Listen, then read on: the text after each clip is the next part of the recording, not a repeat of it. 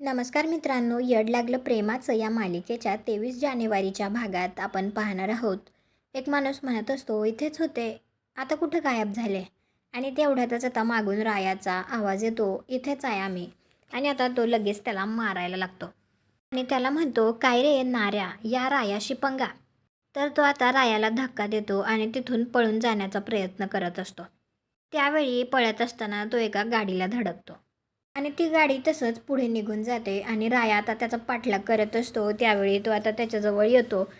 आता तो माणूस तर ॲक्सिडेंट झाल्यामुळे खाली पडलेला असतो, त्याला लागलेलं असतं. त्यावेळी नाऱ्या म्हणत असतो, राया. तर राया म्हणतो, हां बोल बोल बोल बोल. तर नाऱ्या म्हणतो, मेहेरला तिने मारले. आणि आता हे राया ऐकतो. त्यावेळी मागून मंजिरी येते आणि ती विचारते, राया काय म्हणाला नाऱ्या. तर राया म्हणतो, नाऱ्या असं म्हणाला की मिहीरच्या खुनामध्ये एका बाईचा हात होता.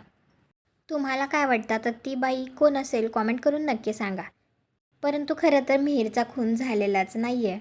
पण तरीही या सगळ्यामागे कोण असेल, तुम्हाला हा भाग कसा वाटला ते कॉमेंट करून नक्की सांगा. व्हिडिओला लाईक करा, आपल्या मराठी मालिका चॅनलला सबस्क्राईब करा. भेटू पुढील भागात.